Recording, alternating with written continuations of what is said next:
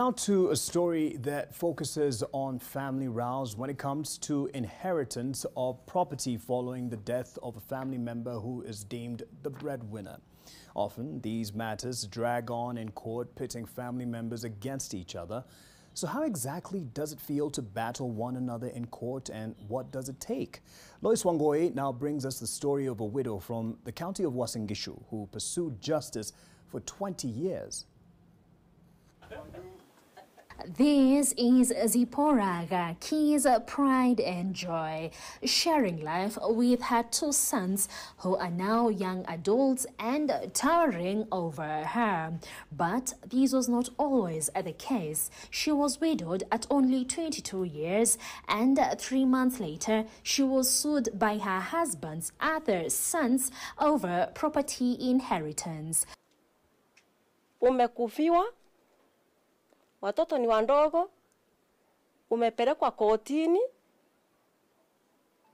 alafu threat, unaanza mpaka kutumua wakora mpaka kwa nyumba. The succession case drove enmity between this mother and her stepsons as both parties battled for the control of every little piece of property left behind by the deceased. Safari ilikuwa ngumu. Safari ilikuwa ngumu. Juu mimi nilikuwa housewife, umekufiwa, kuachwa na watoto wandogo hivyo. We ni mjane, umepelekwa kotini, shwali. Unaanza kuthreteniwa.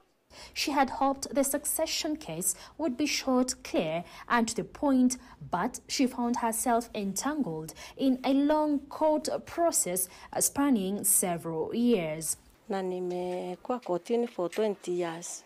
Mimi nilienda kotini, nikaenda nilikuwa nimeenda kutafuta maombi ya kupewa grant of administration. Kesi imefanywa na mawakili watatu. Manjanji siwezi kuambia ni wangapi. Legally, a deceased person's will is often looked at as the solution to controversial succession battles. And once you don't do the will, the property remains what you call intested.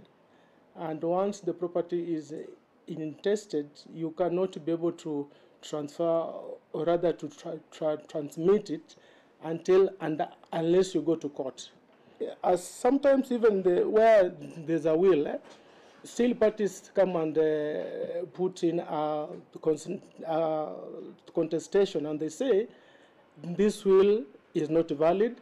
Last week, the country was treated to a shocking story in Nairobi, where a family's home in Westlands was demolished by an alleged private developer, despite a court order stopping the same. According to Uasin Gishu, the affected Kenyan family claims the property is owned by their late father-in-law, who died in 2010, the year Lariak Properties claimed to have bought the land.